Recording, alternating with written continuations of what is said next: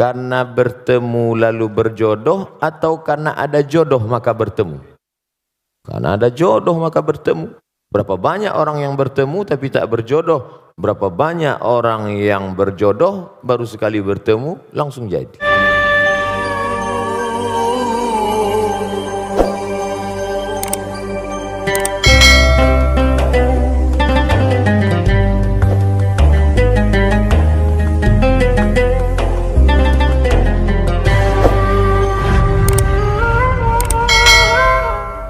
Assalamualaikum warahmatullahi wabarakatuh. Waalaikumsalam warahmatullahi wabarakatuh. Senang sekali kesempatan bisa bertemu dengan guru besar Ustadz Abdul Somad. Barakallah.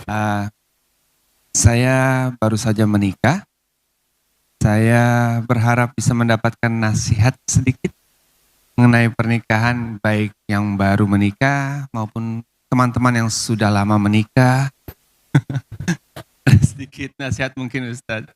Terima kasih. Pertama saya ucapkan barakallahu lakuma wa baraka alaikuma wa jama'a bainakuma fi khair.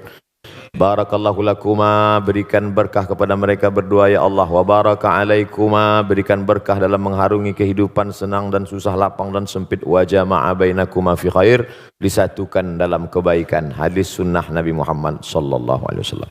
Pertama, mesti difahami bahwa karena jodohlah engkau bertemu, bukan karena bertemu lalu berubah menjadi jodoh. Karena bertemu lalu berjodoh atau karena ada jodoh maka bertemu? Karena ada jodoh maka bertemu. Berapa banyak orang yang bertemu tapi tak berjodoh? Berapa banyak orang yang berjodoh baru sekali bertemu langsung jadi? Tapi jangan gara-gara ini lalu tidak usaha. Nah, ini yang jomblo-jomblo besok nyantai aja. Nanti nggak ada usaha. Bukan pertemuan yang membuat jodoh, tapi jodohlah yang buat bertemu. Makanya harus ada ikhtiar dan usaha. Ini jodoh saya. Bahwa saya sudah dikasih air hari ini 2 botol, 1 gelas dengan permen. Ini jodoh saya, rezeki saya ini. Tapi kalau saya tidak berusaha untuk mengambilnya, membukanya, rupanya kosong. Udah ada yang mulai kayaknya. Harus ada ikhtiar. Allah kasih mata, Allah kasih telinga, Allah kasih tenaga, Allah kasih kudrat kemampuan, Allah kasih iradat kehendak. Maka gunakanlah potensi yang ada. Maka pahamilah wahai saudaraku bahwa kalian dipertemukan oleh Allah Subhanahu wa ta'ala. Ini banyak orang sekarang salah jawab. Mas, iya, itu istrinya? Iya. Ketemu di mana? Salah sambung. Maka sejak hari ini katakanlah, aku tak pernah mencari dia, dia tak pernah mencari aku. Allah yang sudah mempertemukan kami. Gitu. Walaupun udah tua, nggak apa-apa. Setelah yakin bahwa itu adalah skenario kehendak Allah, yang kedua, khuliqatil mar'atu min dhila', perempuan itu diciptakan dari tulang rusuk yang bengkok. Wajuha a'laha, tulang rusuk yang paling bengkok, yang paling atas. Tulang rusuk yang paling bengkok, yang paling atas. Idza akhazta aqamtaha kasartaha, kalau kau paksa harus lurus, dia patah. Perempuan ini tulang rusuk yang bengkok. Kalau kau paksa lurus, patah dia. Tapi kalau kau ikut, kau jadi bengkok. Kan susah itu. Kalau diluruskan, patah dia. Kenapa nggak pakai jilbab? Patah dia. Maka pakai lembut lah, pakai jilbab ya. Tak usahlah saya ajari, paham lah kalian tuh. Pandai-pandai.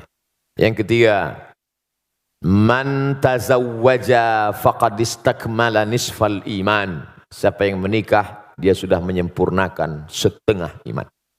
Iman itu 100%. Siapa yang sudah menikah, imannya sudah download 50%. Sisanya bukan menikah lagi.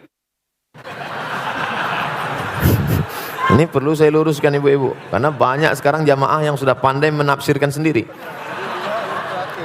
Sisanya falyattaqillaha fin nisfil baqi, takwa kepada Allah. Setakwa-takwanya anak lajang pemuda jomblo yang belum menikah, imannya baru 50.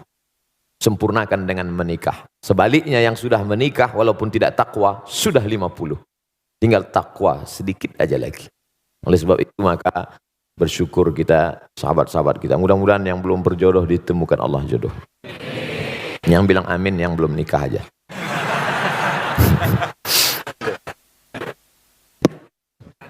Masih ada. Ini baru 3. Yang keempat.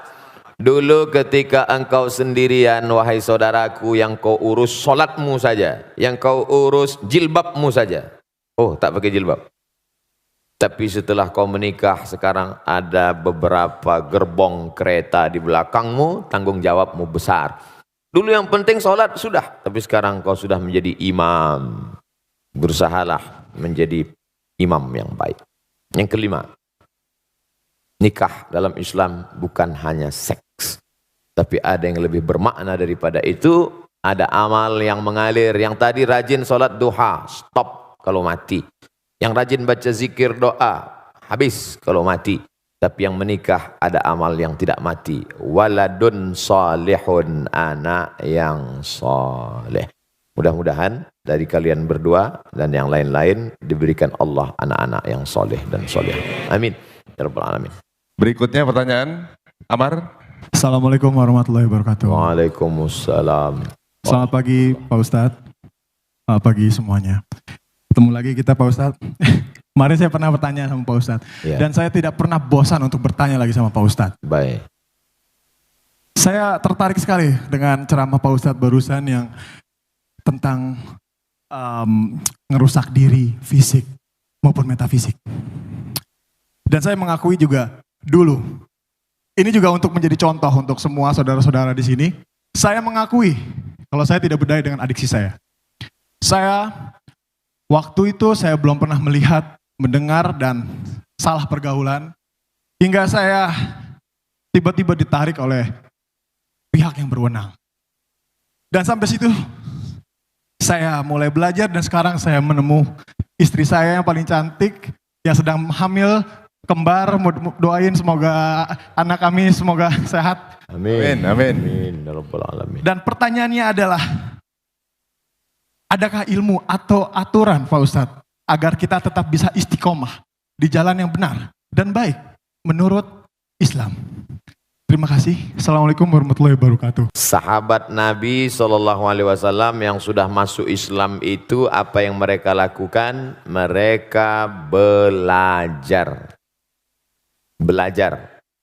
La ilaha illallah. Tapi lihat pangkal ayatnya. Bukan ujuk-ujuk langsung la ilaha illallah. Fa'lam annahu la ilaha illallah. Berilmu dulu. Kami belajar melalui medsos. Bagus. Tapi hadir tanya. Jangan baca sendiri, dengar sendiri, pahami sendiri, simpulkan sendiri, nyasar sendiri. Harus berguru. Man la syaikhalahu fasyaitanu syaikhuhu. Siapa yang tidak berguru, setan gurunya. Baca Quran aja bisa salah keliru, apalagi memahami isi Al-Quran. Oleh sebab itu yang pertama, belajar. Yang kedua, komunitas. Karena kita amat sangat berpengaruh terhadap lingkungan kita. Kalau punya grup yang mengingatkan kita baca Quran sudah berapa juz. Kalau punya komunitas yang ngajak kita kepada sholat berjamaah. Kalau kira-kira keberadaan kita di komunitas itu tidak mendukung iman kita, keluar. Kalau saya keluar dari komunitas ini, lantas siapa yang berdakwah Pak Ustadz? Antum berada di situ mempengaruhi atau dipengaruhi? Jangan-jangan antum hanya tukang pancing yang dilarikan ikan. Menyangka akan bisa memancing ikan, rupanya ikan yang tertangkap ikan paus. Oleh sebab itu maka yakinkan diri kuat. Setelah kuat bisa, baru. Ada periode Makkah, tapi ada periode Madinah Al-Munawwarah. Setelah kuat, yakin, maka komunitas-komunitas yang kira-kira bisa dipengaruhi, tapi kalau tidak, komunitas yang menguatkan iman kita.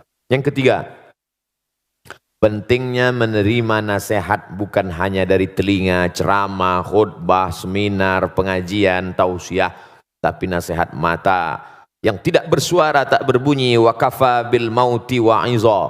Cukuplah kematian sebagai nasihat. Makanya kalau ada orang meninggal, datang, syukur-syukur bisa ikut gali kuburnya, ikut masuk ke dalam. Man syahidal janazata, siapa yang menyaksikan jenazah hatta tusalla alaiha, sampai solat jenazah, dapat pahala balasan qirat, 1 qirat. Wa man syahidal janazata hatta tudfan, siapa yang menyaksikan solat jenazah ikut sampai ke pemakaman, lahu qiratan, dapat 2 qirat. Sahabat bertanya, wa mal qiratan ya Rasulullah, apa 2 qirat itu wahai Rasulullah? Rasulullah menjawab, mithlul jabalainil azimaini, seperti 2 gunung bukit yang pahala besar. Apa hikmah di balik itu? Melihat nasihat dengan mata. Kalau dilaksanakan ini insya Allah masuk yang keempat, jangan lupa mohon doa. Makanya selesai pertemuan berdoa. Selesai, Ustadz doakan saya, doakan juga saya.